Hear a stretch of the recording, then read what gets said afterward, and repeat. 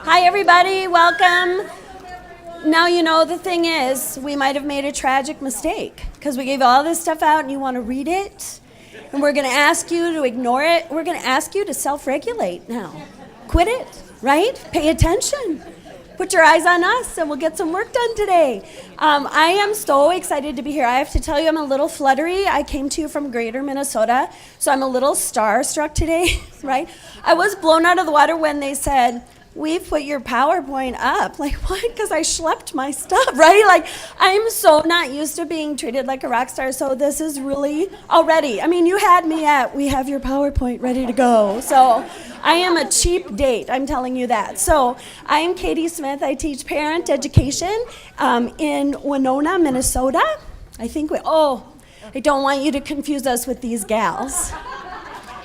Because now you're looking at us and going, that is not Monica Potter, nor is it Kate Smith. So we just wanted, well, if you're disappointed, we're sorry. Kate is unavailable always, no. And Monica is busy in California, right? So it's not them. I'm hoping that that's not too sad for you, but here we really are. My name is Katy Smith, and I teach parent education at Early Childhood Family Ed in Winona, Minnesota. Whoop, whoop, right? So I don't believe that that's why I was asked to speak at this conference, but I'm really excited to be here because sometimes Greater Minnesota has something to offer to the metro districts, because it's not an automatic that when we offer a class that people will come.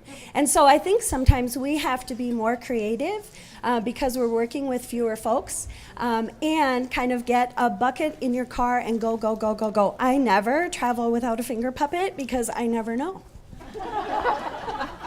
I just never know.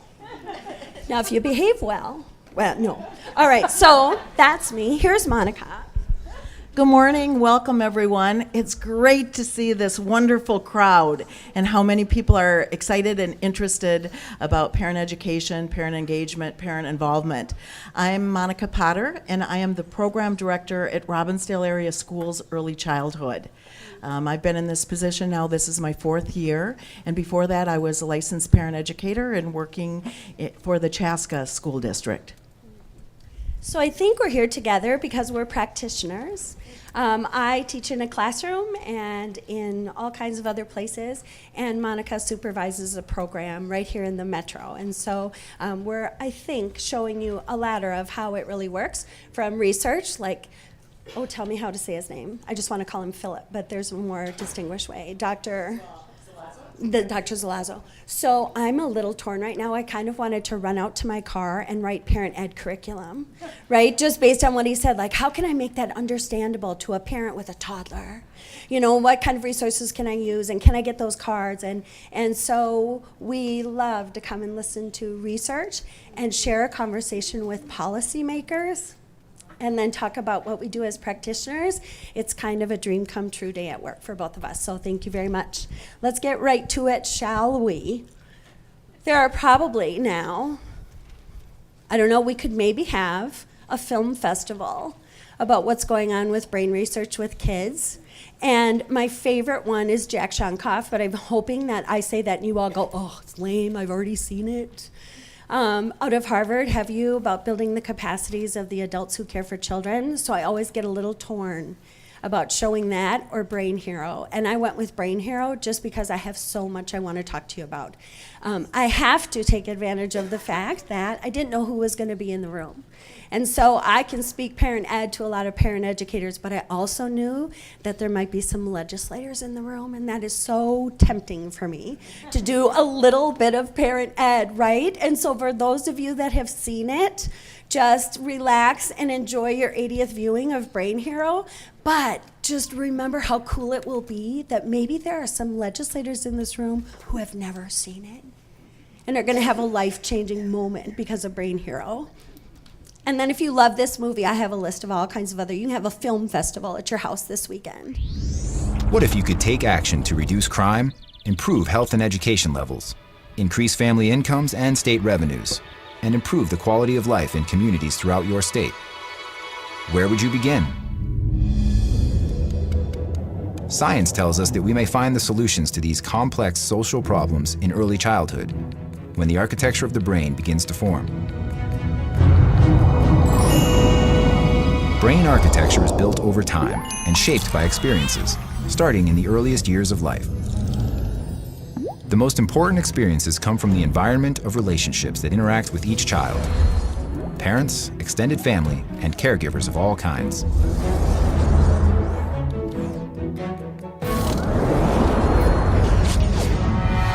But serious adversity early in life can disrupt healthy brain development.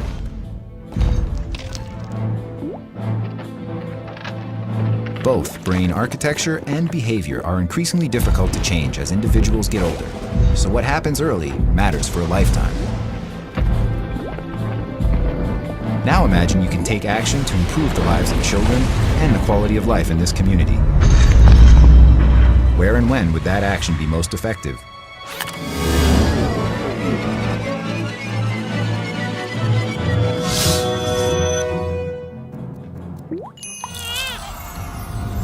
The links between policy, parenting, and brain architecture become much more clear when we can see how formative events and family and community environments affect child development.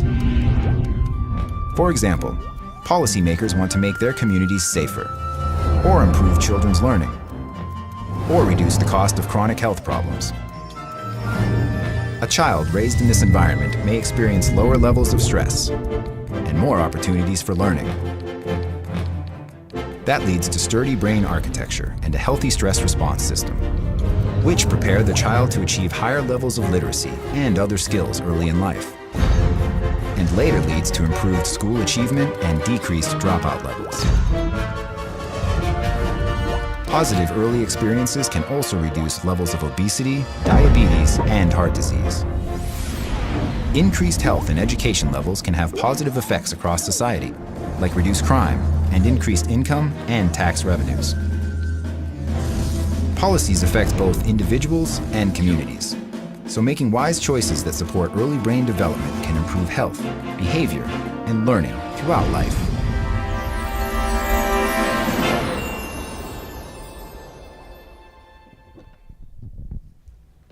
Oh, seriously, you don't want to clap? Oh my gosh, that one had me pulling me out of my seat. Because here's why it's so great. It gives us the language that we need to say, I do circle time, right? With little kids, or I take a little book and I read to a tiny little baby, and gives me some policy language that's so important, and I think will be more and more important for early childhood professionals as the next 10 years rolls out. There are lots of those. And so I'll tell you, the place I use it most, interestingly enough, is in daycare provider conferences. Because they're about to navigate a world that they've never had to before, and they need to start thinking differently about the work that they do. I tease people all over the state of Minnesota because I think it's very Minnesotan. And for those of you that heard me last weekend, this is a double joke, but I tease Minnesota a lot as if when you give Minnesota a compliment, like you do early learning well, we act like we're wearing a sales rack sweater from Kohl's, right? Like, well, it's nothing really. It's just this old thing. I mean, I hang out with kids. I said crisscross applesauce. I mean, what's that? Instead, I encourage them to feel really confident in that, in the roles that they take with caring for really small children, and figure out a different way to feel about it, instead of apologizing for the work that they do, but really celebrating what we have to offer to the K-12 system in the state of Minnesota. Your turn. I will flip this slide. Okay, so a little overview of the rest of our presentation. We're going to be talking about partnering with parents and terminology, and what the terminology looks like and what it actually means. And we've got a little activity for you. Then we're going to go into some of the research about parent education and talk about what's currently happening and what we can improve upon and where to go from there. So I probably should have looked up in Ellen Galinsky's book, right, and in Joyce Epstein's book about the true definitions of all of these. I wanted a real easy working definition about parent engagement, parent involvement, and parent education. Since I have been a Minnesotan, we haven't done much in terms of K-12 to invite parents into our schools on a deeper level. And so just for this morning, and then you can make up your own definition after today, let's call parent engagement the range of activities that just invite parents to watch, which in Minnesota we're very good at. Come on in and watch us do something or your child do something. Parent involvement are the range of activities that requires parents to be there. Like if parents weren't there, this wouldn't happen. And finally, parent education is the range of activities that strengthen the parent-child relationship. So I don't know if you've made friends at your table, but you're going to be playing a speed round. I'm going to holler out something, and I want you just to figure out if it's engagement, education, or involvement. You ready? You could maybe dig out prizes in your purse, in your wallet. I mean, if you want to wager, I don't think we can say bet without a license, but maybe you just want to make a friendly wager. And the gentleman sitting by yourself, you're going to win no matter what. I mean, you're a winner already, so that's very exciting. Okay, a PTA breakfast. Speed round. A third grade concert. Conferences. A newsletter. Ooh, look at that. Ooh. Opening day activity.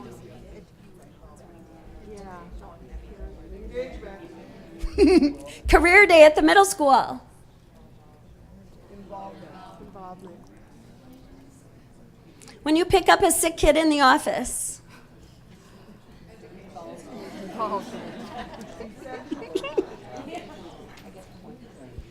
That terrible night that you have to ride scooters in the gym as a family activity night in the gym.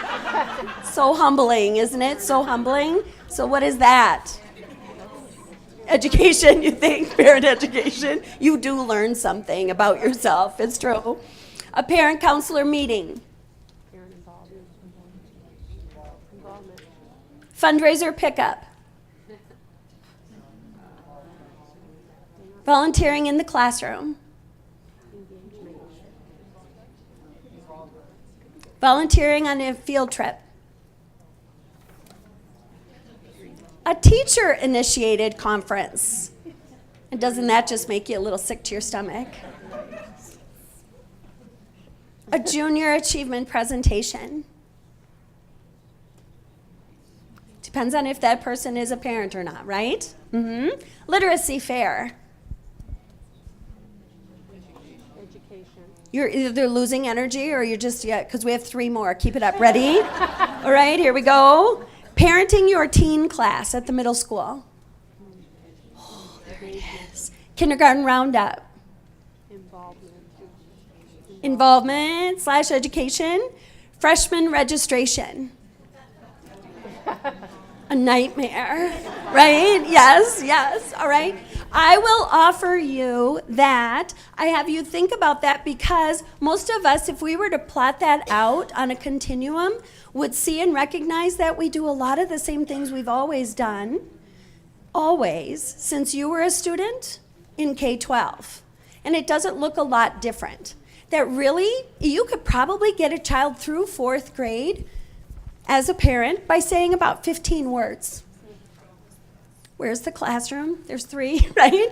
And thank you for a conference. But we'd still count that as engagement or involvement. And what I'm asking you to think about is how much further along do you have to scoot it for it to, see, now I just outed myself as I work in preschool, right? I said scoot. Nobody says scoot, right? But how much do you have to scoot any of those experiences to add a little parent education to it? We'll make a pretty good case for it being ready. We passed that, and now I'll offer you this, that Monica and I are both licensed parent educators, but most teachers would say that they're surprised at how much parent education they're doing. Especially, we have kind of a gold mine of parent educators who maybe don't know that they are from kindergarten through 3rd grade.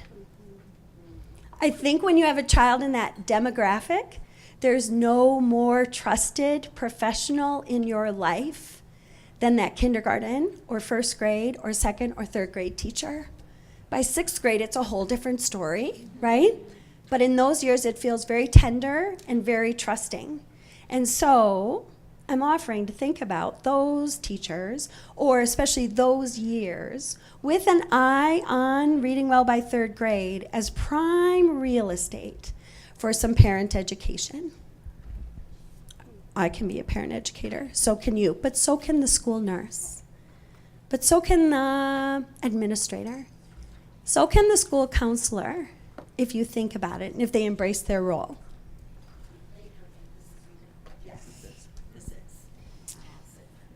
So I want to pick up and just add some more data and research and information to the parent education piece. You know, when we think about early childhood, so often we think about preschool or just classes. We don't always think about the information that parents need to support their children and what communities need to do to support families. So it's a big piece, early childhood, and a complicated piece when we look at everything. And what is creating the most support? When Art Rolnick talks about the economic return and he talks about the Perry Preschool Project, how many of you know that there was parent education every week? A home visitor went into the home every week. So once again, it's about the partnership and support and education for parents as well. I've been on the Menafee Curriculum and Assessment Committee for about 14 years, and we have been trying to evaluate parent education. And parent education is a tricky thing to evaluate, because what we have to do is we have to share information with parents. Then parents need to be motivated to change their behavior or adapt their behavior, and then what impact happens for the child, for their success. So over many, many, many years of trying to evaluate parent education, we figured out that we needed a core curriculum framework. So parent educators in the state of Minnesota are using this core framework. And then once we had a core framework for everyone to follow, then we decided, okay, we were ready to do some assessments in parent education. Now, I know some of you were able to pick up this handout, but currently we have been working with the University of Minnesota, and we've been using a retrospective test to assess what are parents learning from parent education. And it's very interesting to see some of the stats, because there's 19 districts that we've used all the data for currently, and what we've discovered is 96% of parents reported that participating in ECFE has helped improve their parenting. 96%. And of the 19 districts, all of them had scores ranging from 92 to 98%. And then we looked at children's positive development after attending ECFE. In all 5 categories, there was significant improvement. And then we had 11 categories for positive changes in parenting after attending ECFE. And once again, all 11 were significantly positive. So it's exciting to see that we're finally coming up with some research to support what's happening in parent education. And there was also a handout that I used with our district in Robbinsdale area schools on this assessment. There was also, in 2003, another assessment in ECFE on parents' involvement after attending ECFE and parent education programs. And what was discovered that former ECFE participants had significantly higher total scores than other parents in parent involvement at home and parent involvement with school. And in every category, parents that had ECFE and some parent education tended to be more engaged and involved with their schooling for their children.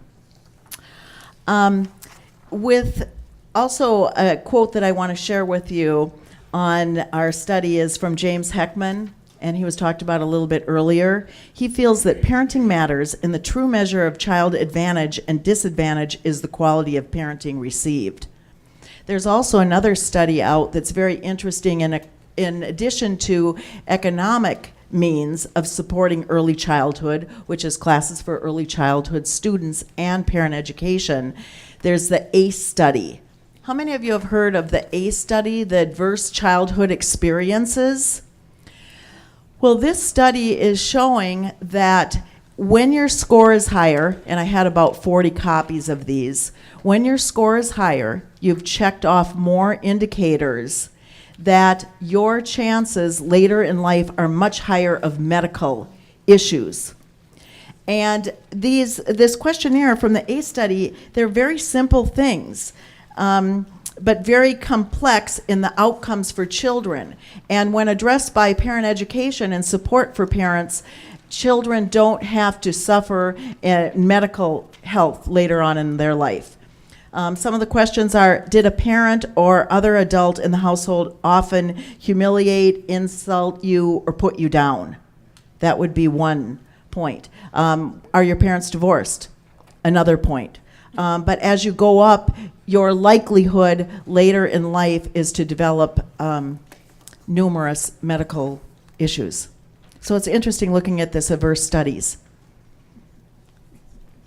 I loved what we learned about those kinds of toxic stresses and how it wires a brain, right, really early. And so some of you are probably doing your ACE score now, and you're devastated. I'm sorry. Maybe we'll meet at lunch, but it's tough for a lot of folks to see, oh my goodness, I have a 7 or an 8 or a 10 ACE score, but I can pretty confidently make a link between your ACE score and the achievement gap, depending on how early those experiences happen to you.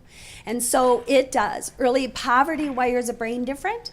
I'm convinced of it. I have some research about it too. I mean, all of us know, right? I had the opportunity to spend a week at Harvard talking about the achievement gap this last summer, and it was amazing.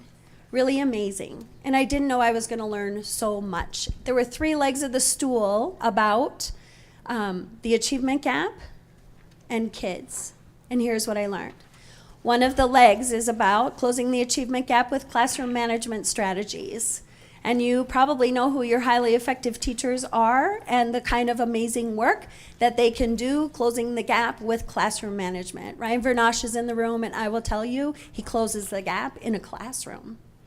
Another leg of that stool is a culture that supports our youth, that has something to do with the achievement gap.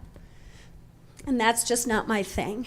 So if it's yours, I will offer you the research I have on it. The one that made my heart sing was that Harvard was willing to put parenting up and to say, let's talk about this in terms of the achievement gap, because it matters. And here's what the researcher said on that first day that we were talking about parenting. So I had already been in the room for 3 days, so people were kind of used to me by then. And so he said, I will confidently tell you that we can see signs of the achievement gap by age 2. And I didn't want to raise my hand, I didn't, but I had to, right? Because I had to. I live in Minnesota, and I do home visits. And I will tell you that I see the achievement gap at birth. I visit newborns and their parents in their home. And if I can't find a place to sit down because the parent has a hoarding issue, if the light doesn't even come through the windows because of depression, and if it's a single mom with a baby and there are no words until I walked into that house that day, that's where the achievement gap starts. And so I know that. Now, you don't have data because the newborn isn't able to say, I have a red flag here. There's a problem. Maybe a pediatrician will know. But I've seen people present beautifully outside of their home. It's when you get in there that you see the achievement gap. And so it does begin at birth. And in Minnesota, we're poised in a way that all kinds of other states are just not ready to offer parent education. There is a skill set that we can teach parents in their homes that will make their students be more successful in school. You know it, I know it. In other places, that sounds revolutionary. In Minnesota, it's status quo because early childhood family ed and parent education has been alive and well for more than 35 years in this state. We have a strengths perspective about parent education here that they don't everywhere else. And so it's time to leverage that and to think about that. Let me look at my notes because I had such great stuff to tell you. All right, so in what they know about parent involvement and parents bridging the gap is this, that there is an authoritative, not authoritarian, but an authoritative parenting style that fits well with schools. Does that make sense to every single one of you? It means discipline. It means structure. It means routine. It means more often than not, we're going to hang out and have dinner. It means more often than not, I'm going to ask you about your homework. It means more often than not, someone's going to be home when you're awake or you get up in the middle of the night. There are some indicators, a skill set for parents. And I'll tell you that for a lot of Minnesota parents, when we tell them that, and when they know better, they do better. Most parents don't understand that when your kids have a television in their bedroom, your kids will do worse in school throughout K through 12. And so I tell parents that. Ryan Vernosh will remind me that I am pleasantly bossy. And so I'll tell parents that. I had one dad, after I told them that at a class that I taught at the Chamber of Commerce, you know what he said? I wish you would have told me that on Friday. And I said, you know what? You can take the TV out. Because I'm guessing you put it on Friday. Yeah, I did. Right? Well, okay, but remember you're the dad, so you could take that out, and your child will do better at school. Oh, she's going to be mad. Oh, I bet she is. Right? And that's okay. I mean, kids get mad at their parents. So part of it is talking about and supporting parents in doing really authoritative parenting in a parenting culture that sometimes doesn't support that. Firm is not mean, right? Firm is just firm. It's hard. If it happens real close to Mother's Day, you might not get a great card, but you still have to do it, right? All right. So the skill sets are about limit, structure, discipline, and routine.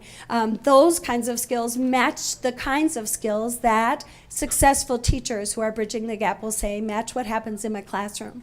It's predictable. You're going to know when you've stepped out of line. I'm going to be wildly supportive of you when you're doing well, and I'm going to go way out to the extremes to make sure that you're successful here. Sounds a lot like a good teaching plan, but also like a very good parenting plan. You'll hear a lot about grit, right, and self-regulation and impulse control and executive function, whatever you want to call it. Right now, we live in a culture that doesn't necessarily support that for kids. I think kids need a whole lot of grit to survive with a dollop of a lot of disappointment. It's the way life works. And so it's counterintuitive to how parents are parenting right now.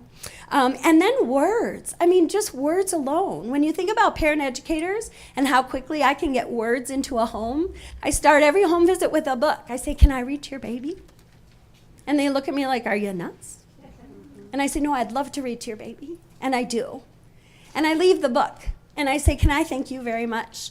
Because I have been now made a part of your child's third grade reading success. And that feels terrific to me. And then I talk to them about the research, about how many words that child hears in the first year, and what a predictor that is upon coming into kindergarten. Because when you have a rich vocabulary, because you've been read to, you understand and can relate to the literacy experiences happening there. But if you haven't grown up with words, and your kindergarten teacher reads a story about a circus and you have no context for that, you start to feel pretty quickly that reading isn't about you. So those are the kinds of things I learned at Harvard. And I just have to stop. I think, because you know me. Here. Okay. Okay, so we want to talk a little bit about community, because parent education, a lot of it is about building community, building relationships. And right now in ECFE, we do a lot of community building, community outreach. We go to apartment buildings and we have events. We have classes in apartment buildings. We have baby showers. We do hospital visits. And we're trying to reach out to the community in any way possible to support families. What are some of the things that you reach out to? I have so many of these. Really, someone might just take a hook and drag me off. But I'll tell you, this is the gift of greater Minnesota, because we have to move. We have to sometimes go where people are instead of expect that they can get to us, because for a lot of families, transportation is a huge issue. Oh, right? And so the thought of driving 12 miles for a class, that's 24 miles round trip, can be really difficult. And so moving is really important, and including other people in this conversation. I maybe felt the most honored to ask to do a speaking engagement when my own Chamber of Commerce asked for me to speak at their annual banquet. I felt way out of my league, but I did it. Because it is an issue that everyone, right? How well are our very smallest children doing is an issue for the guy who runs Merchants Bank, right?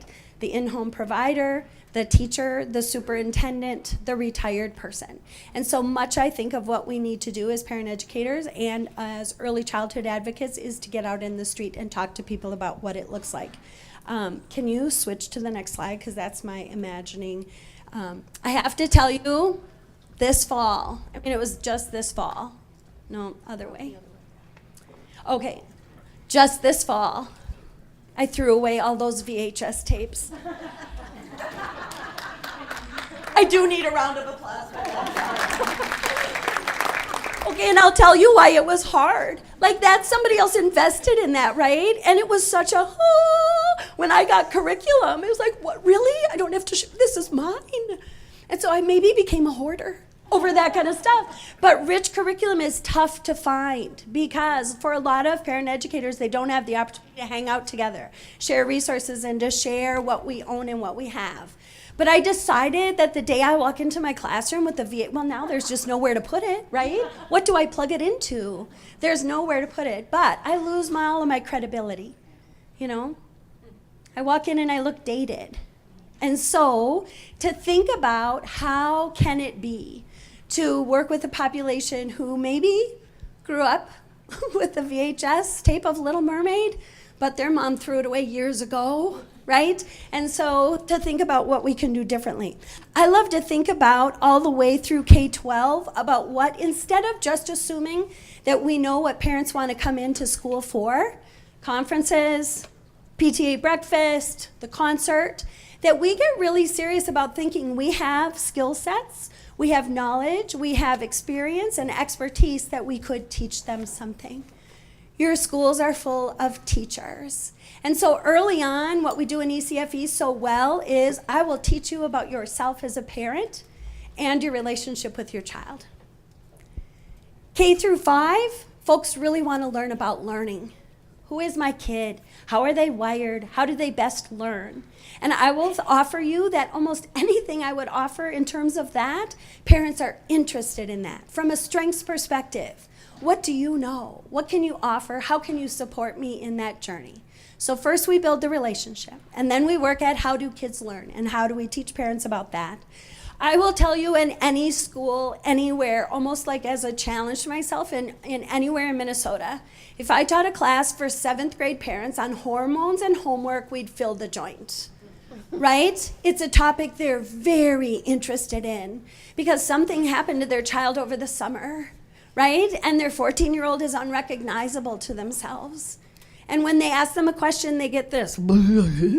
And that's a full paragraph, right? And so they're confused about it. Is it me? Is it parenting? What do you know at school about this? And we know a lot at school about this. When kids are in high school, parents are very concerned about the next big step in their lives. And are they safe? Are they hanging with the right kids? Are they reducing all of their risk factors, right? So that their chance of going to college is better. What do you know at school that can help me navigate that? And so if we think about a parent academy all the way through, I think we start to think about a resource in parent educators that you already have in your district who might be able to help. I'm hoping, and I'll sit at the panel with Brenda Caselius today, I'm hoping that it makes perfect sense to her that we would absolutely invest in using our parent educators and the relationship they have with families as they send them to kindergarten to also support that family in having their child read well. Move me up to 3rd grade. I'm chomping at the bit. I would be happy to do that, to partner with any kindergarten teacher that would have me do it. I also will talk to you about some of the things I do in the community. On my list is 24 providers, childcare providers, because lots and lots of Minnesota kids spend lots and lots of time in in-home care or center-based care. And we're asking a lot of them. And so my job is to bring literacy experiences to them and to be the district's eye on those kids so that if they have a concern, they can say, I want to hear that one. And I can say, that is interesting. Let's get some early services out here. And they feel so appreciative and so grateful to have a professional pair of eyes on them. I do provider trainings. Most of you, if you haven't heard of Parent Aware, it's time. I'm here to tell you it's coming. And it's interesting as policy rolls out into real practice. So your parent educators could be the first line of defense for Parent Aware to get them registered with the registry, get their classes registered, so that every provider in your school district gets support from the school district staff before kids come to kindergarten. I do a young professionals class at the Chamber of Commerce only because I spoke at that crazy night, right? Their annual banquet. And from then people said, could we do parenting at the Chamber of Commerce? And I said, sure. And so I do. I'm there once a month, and then I have an online class for them as well. I will tell you that I have a meeting this week while I'm here to talk with New Horizons. They're going to be getting some scholarships with Parent Aware. And in my heart of hearts, I believe in all of that, and I will tell you, you compound the investment when you also support parents. That taking kids and giving them a scholarship and moving them out of poverty into a great learning environment is wonderful. Work with their parents, and we'll see a big jump in kids who are coming to school ready to be there. I'm passing it back to you. So most ECFE programs are doing very similar things that Katy was talking about, but we do see great strides in the community when we're supporting the parents as well. And today we wanted to really talk about, what is the conversation here? In the beginning, we were talking a lot about engagement, involvement. How often did you say that those items were parent education, opportunities for parent education? How do we take what we're doing in ECFE right now, reaching out to parents, and we have parenting groups that want to hang on and cling together? How do we continue to support those groups and children as they move forward through the system? We talked about earlier this morning about the birth to third grade alignment. We've talked a lot about what are the curriculum, what are the assessments, but also what are we doing for the families? How are we supporting the families? And what's our plan for parent education as parents move through the system? So we want to look at all aspects and how do we build more parent education in to support parents. And I'm not sure, Katy, where we're at time, right? The time frame. 11:50, okay. So we've got a little bit more time here. So in your groups, or maybe as a large group, I'd like to offer that all of these opportunities, they're not obstacles, they're opportunities. So where do we find more opportunities to expand what's happening in ECFE right now, of building community and building relationships with parents on up through all the grades? Are there some things that you're currently doing in your district? It got real quiet. Lori. So we have a parent educator that began a model similar to the ECFE piece, and we provide parent ed starting with kindergarten age group up to senior high, a once-a-month parent ed session model that we've tried afternoon, evenings. Our high school one is the most popular right now, which is 2 full sessions, so 40 parents once a month come and do ECFE-like conversations around high school topics. We also provide individual parenting education to anyone that requests it, our drop-off. We're not really helping people figure, the whole new area would be, how do you deal with 25-year-olds that are coming back into your house? That is not, that's about where we sort of stop. Cut it off. That's the limit. I might start that because I have them. So sometimes, the need happens because enough people are asking about it. We've also tried to have that resource be available at conferences for, quick information. And our district has an an association kind of that came from the different PTAs called Parent Communication Network, which works with all of the elementary and 2 middle schools and the high school to have speaker-like forums. So it's not ECFE in that regard, but they've invited folks like David Walsh to talk about media. So some topics that impact families with kids of all different ages. I don't know if that helps. Okay, so a lot of those things are building community in person, the speaker nights, the conferences, the once-a-month parenting groups. I'm curious how many people are able to electronically reach out to families. And Marcia? I just wanted to share what we're doing in Lysetta with our early childhood scholarship programs, and this is Brenda Hine from our Caring for Kids initiative. Every child that receives a scholarship within our community, rather. Could you get her a microphone, because it's hard to Give you hear? the mic. Thank I you. can speak, I can project, I'm a former hockey mom. Okay, I'll talk nicer now. Wyzetta's Caring for Kids initiative, every family in our community that receives a scholarship for any program, whether it be in ECFE, our preschool program, or our child care, throughout our community, we assign a parent educator to be involved with them as much as the family needs. I'm a firm believer that every family can use some parent education at time, and we also use that to connect when services are beyond what a parent educator can be, and that's a boundary issue that sometimes gets concerning to me, and that sometimes we need to know when we need to call in the experts beyond parent education. And you asked about electronically. We're stumbling with that. But one thing that we're doing right now that I think is really exciting is we have assigned 2 of our parent educators to be hallway parent educators during our preschool programs. We have over 350 kids that attend our preschool. Their parents are bringing them in or whatever, and they're just kind of lurking in the hallway, and it's really being successful. They had their first really big question.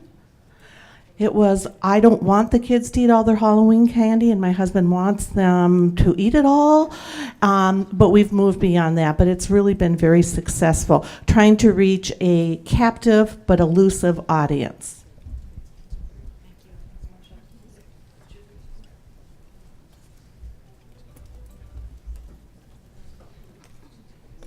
Hi, I'm Judy Erdahl. I'm the director of the Minnetonka Preschool and ECFE program.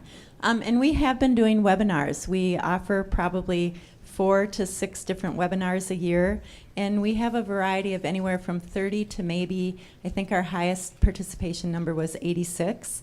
And then we keep those webinars available online, and we offer those free of charge. We do a variety of different topics. We're also involved in the pilot TAXI, the social emotional pyramid model. So we just offered a webinar Monday night that was for parents and provided information to them on how to use some of those self-regulatory techniques and teaching some of that executive functioning for parents. And then we keep those webinars available online with our district so that parents can access them. And through Facebook, because people kind of share that information, it's been interesting that we have been getting, not a lot, but it's kind of creeping up on the number of parents from other states as it gets passed on, have been participating in those webinars. So I think that's something that we'll continue to try. Another thing, at Robbinsdale area schools, we have online classes for parents to attend as well, and it's amazing how many parents are on Facebook that we're able to reach, answer questions, and then offer them home visits and come out and support them. Other things, Rebecca? Yep, thank you. So in Minneapolis Public Schools, we have a CPEO, Connecting Parents to Educational Opportunities, and we moved it down to our high 5, so our early childhood, and it is site specific, so it does build community at a site. And then we move up, we do a special ed specific, early childhood special ed. So I think that's been incredibly successful. It takes more resources, and as you know, not everyone understands early childhood. So, but Maureen has been doing a fantastic job to get the whole family, whole child conversation going with our early childhood. So it's pretty exciting.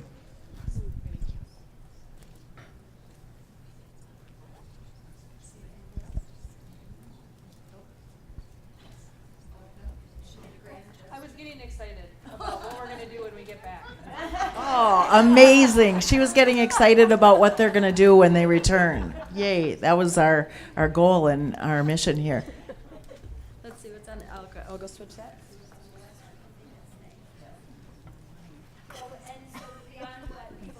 Beyond what you're doing in your districts, then we would love to answer any questions that you have. By here, right? By this, and this little girl's 4. She's coming to preschool, and she jumped. Like, she jumped all the way to preschool. And that's such a happy thing to see, isn't it? There's no other place I like to hang out than right there on that sidewalk, but when preschool is going to start, with a child who's very, very happy to go, and a parent who can hold on just long enough and start crying after they've dropped their child off, because they can't believe that those 4 years went so fast.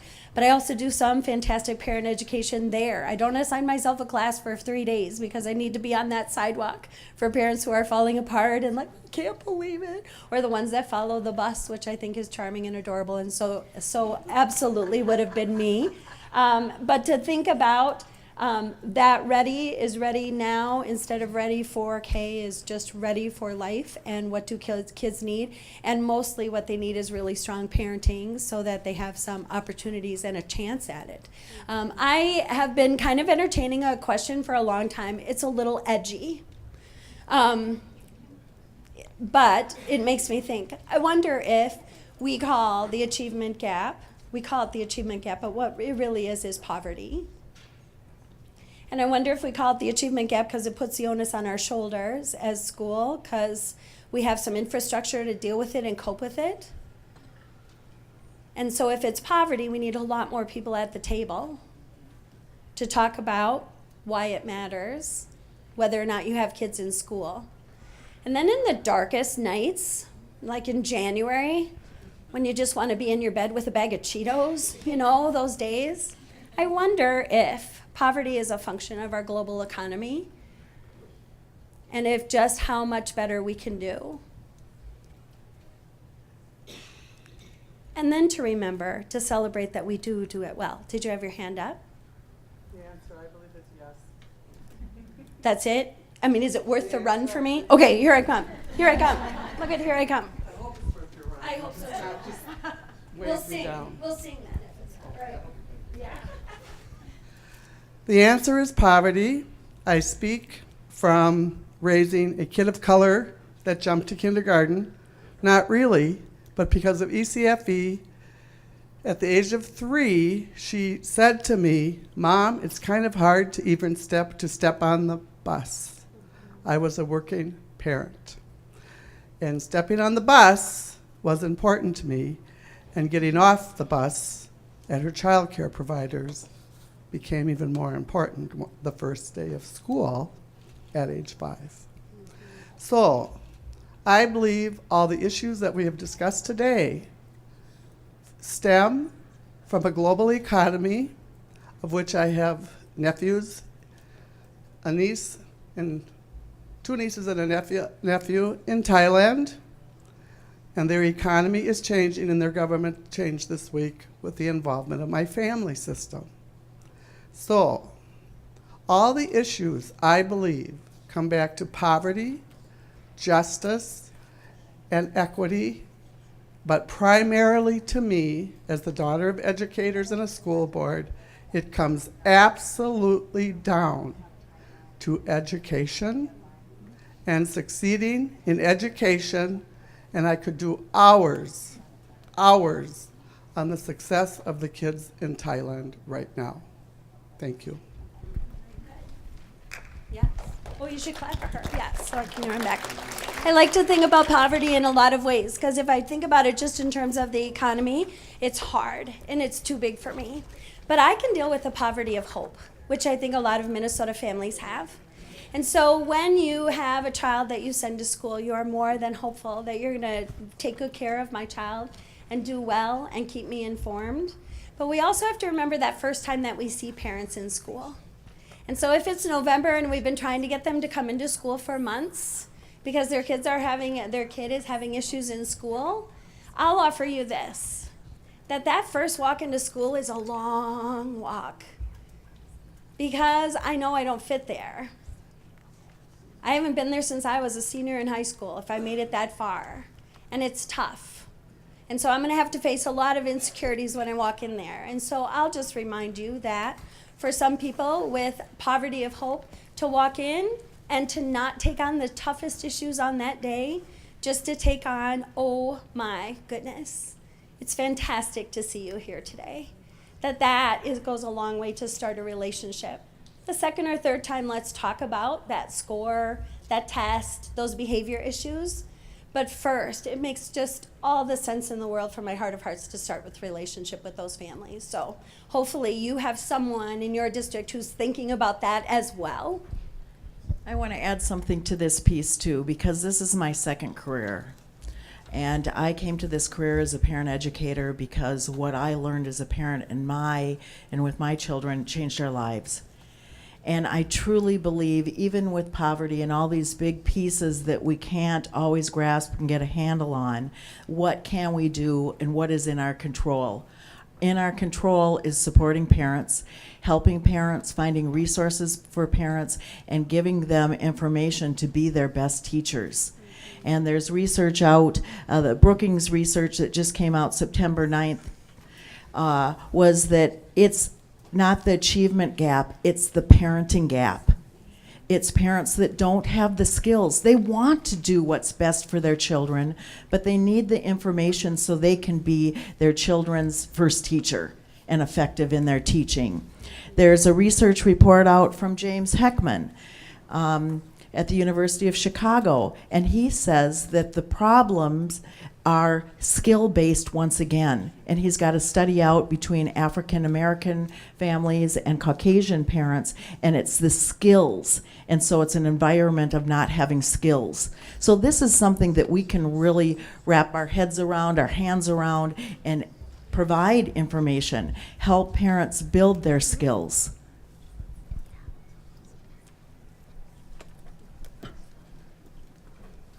Thank you. I want to offer an additional perspective and in agreeing that poverty plays a huge role in all of our opportunity gaps that we're facing. But I also want to offer the perspective of the role of systemic racism in our systems and the continued marginalization of certain groups that have educationally and societally since the inception of our country, and that I really feel that we have to at times acknowledge poverty as a huge player, but there's other things also impacting. When we disaggregate data, there's an extreme racial predictability to school achievement outside of economic poverty that we need to have a conversation as well about. And I think that the role of parent education and parent involvement and engagement is also providing and breaking down barriers to families that have been marginalized and not feeling comfortable in schools. And so that's just an additional role, and I think that we also cannot ignore the racial predictability as well.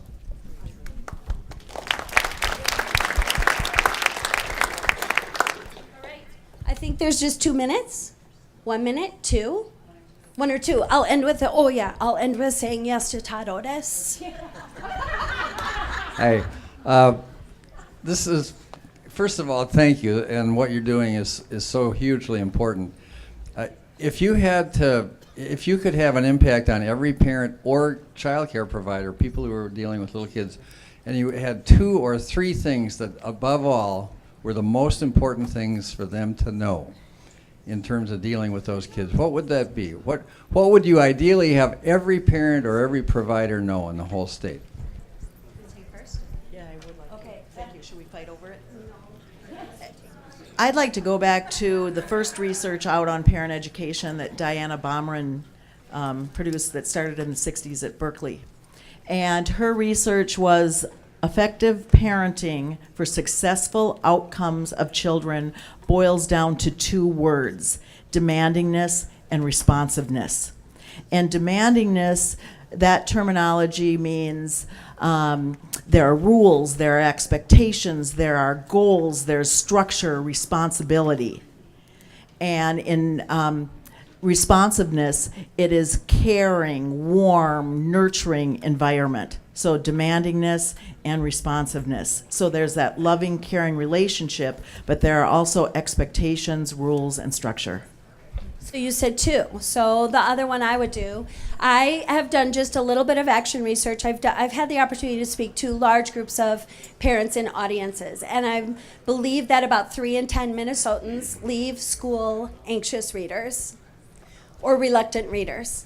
And so I offer this to parent groups. I say, I'm your 3rd grade teacher, and these are the group of students who are going to read aloud today. And so paragraph 1 goes to you, Jan, 2, 3, and 4. And if my 3rd reader is the anxious reader, and parent after parent has told me this, their heart rate just starts. And they don't hear what Jan read, and they don't hear what she read, and they'll get through their paragraph, but they're stressed about it. Like, there's words I don't know. It's hard. It's frustrating. And for about 4 more readers, they are still stressed to the max. Now, when their toddler starts to read or be interested in books, I'll offer you this. Because I have toddlers that come up to me every day at school, sometimes with a pacifier in their mouth like this. And what they're telling me is this: good, big, do it. Right? Like, I speak toddler, so that's what that means. And what they want, they know. There's cool stuff in here, and you know how to do it, do it. And then I also see kids who, even when you circle up, don't know the magic of this. And so I might make a campaign to read, teach yourself to read, or become a reader again with a toddler. That words thing is compelling to me, really compelling. So connect and then read. Because this anyone can do, right? That takes a skill set, because it's tough to talk to a parent about nurturing and taking care of whatever getting in the way. But this a retired businessman can do. I need your lap at school. I don't need your app at school. I need your lap at school. So the crowd is starting to thicken, maybe not because of us. I don't know. I mean, I'm guessing because of us, but it might be because of lunch. So thank you very much for your kind time and attention. Thank you very much. Welcome back, everyone.